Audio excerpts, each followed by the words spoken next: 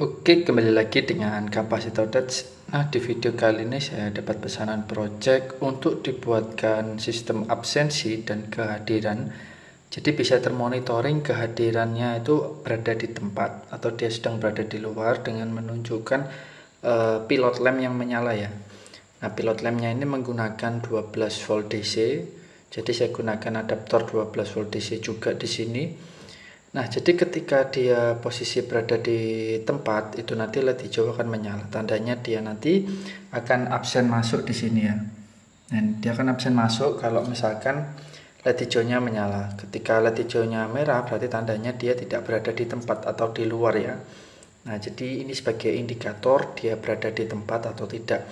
Karena ini menggunakan 12 volt, makanya di sini saya butuh driver relay ya, karena output dari ESP32 sendiri hanya berkisar 3,3 volt. Nah, di sini yang saya gunakan driver relaynya itu active low dan menggunakan driver relay yang optocoupler ya, 4 channel di sini.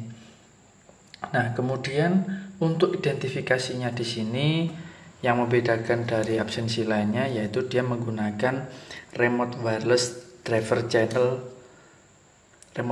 driver relay 2 channel ya. Jadi ini untuk relaynya di sini di dalamnya ada 2 driver relay. Nah, ini saya akan buka contohnya seperti ini. Nah, ini bisa teman-teman lihat di sini ada driver relay yang bisa dinyalakan dengan menggunakan remote-nya ini ya. Nah, jadi saat kita tekan tombolnya nanti dia akan mengaktifkan relay salah satu di sini ya. Kalau misalkan saya tekan tombol atas, dia akan menyalakan relay yang ini. Saat saya tekan tombol yang bawah, dia akan menyalakan relay yang ini. Dan sifatnya ini hanya momentary ya untuk menyalakannya. Jadi ketika saya nyalakan tit, dia akan menyala sebentar, kemudian dia akan mati. Nah, jadi seperti itu prinsip kerja dari remote wireless driver relay-nya.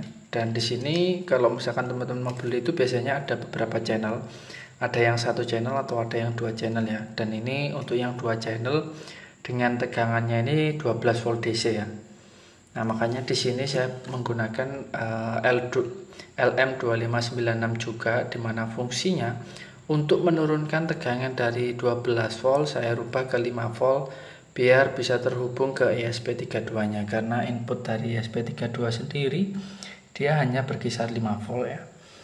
Nah, ini juga sama. Makanya di sini juga ada 2 remote. Jadi dalamnya ada relay seperti ini prinsip kerjanya. Jadi input dari ESP32 itu masuk ke sini ya. Ketika ini dinyalakan, relay ini aktif, dia akan mengirimkan input pull up ke ESP32 sehingga nanti dia akan mengirimkan ke database-nya. Nah, dia nanti akan masuk ke database-nya ini ya. Nah, jadi seperti itu prinsip kerja dari alatnya.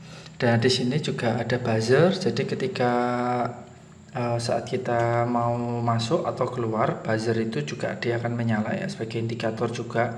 Dan di sini juga ada indikator LED, di mana indikator LED ini menunjukkan apakah ESP32-nya ini sudah terkoneksi dengan WiFi atau belum ya. Kalau misalkan belum terkoneksi dengan WiFi, LED ini tidak akan menyala ya. Jadi ini sebagai indikator bahwa ESP32-nya sudah terkoneksi dengan WiFi atau belum. Nah, sekarang kita akan coba untuk alatnya. Nah, yang pertama saya akan gunakan untuk ini ya, satu remote ini, dimana remote ini untuk masuk dan keluarnya ya. Jadi ini untuk satu user. Nanti user berikutnya juga menggunakan ini untuk masuk dan keluarnya. Nah, sekarang saya akan tekan yang atas dulu untuk yang masuk dulu ya. Ini saya tekan. Nah, saat saya tekan, relay yang ini aktif ditandai dengan LED indikatornya ini tadi berkedip. Kemudian dia akan mengaktifkan driver relay yang ada di sini sehingga menyalakan pilot lamp yang warna hijau. Tandanya berarti sedang berada di tempat untuk usernya. Nah, ini saya refresh dulu dan nanti datanya terrecord di sini ya. Nah, ini sudah masuk untuk datanya. Ini untuk yang user yang pertama. Sekarang kita coba yang keluar ya. Jadi saat kita tekan keluar, LED di sini berkedip mengaktifkan relay yang satunya, lalu driver relaynya menyalakan pilot lamp yang warna merah. Ya, sekarang saya tekan keluar. Nah, saat saya tekan keluar, buzzernya pun di sini juga menyala, indikator sebagai dia sudah berhasil mengirimkan datanya ke database ya. Kemudian LED-nya ini berkedip dan dia akan mengaktifkan driver relay yang di sini dan mengaktifkan dari pilot lamp-nya. Dan nanti datanya terrecord di sini untuk yang keluar. Nah, ini untuk yang user kedua ya. Nah, ini ditandai dengan usernya, yang ini user 2. Sekarang kita coba dengan menggunakan user pertama, yaitu menggunakan yang ini kalau user pertama ya. Boxnya remote relay-nya itu yang ini.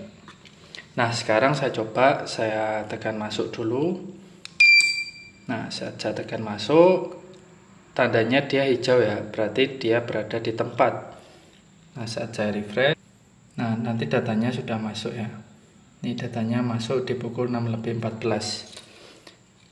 Nah, saat saya tekan keluar di sini, nah driver relay-nya pun juga berubah menjadi warna lampu merah.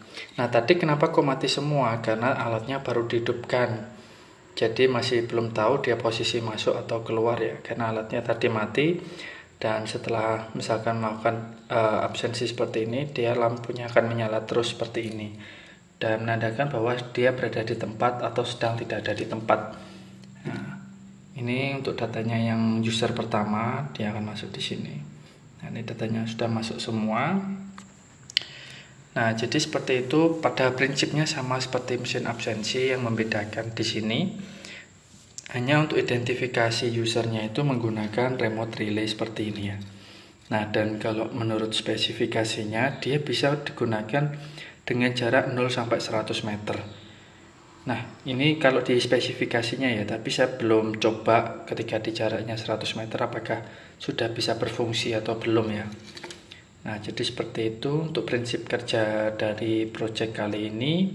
Nah, bagi teman-teman yang mau dibuatkan project ESP32, project Arduino, ataupun project menggunakan ESP8266, teman-teman bisa langsung chat saya di Shopee atau Tokopedia saya, atau DM saya di Instagram langsung ya teman-teman. Nanti teman-teman bisa konsultasi mau dibuatkan project seperti apa. Nanti kalau misalkan sudah diketahui untuk detail dari projectnya seperti apa, nanti baru saya bisa hitungkan untuk berapa biayanya ya teman-teman. Oke, cukup sekian untuk video kali ini, semoga bermanfaat dan jangan lupa untuk like dan subscribe channel Kapasitor Touch. Bye bye.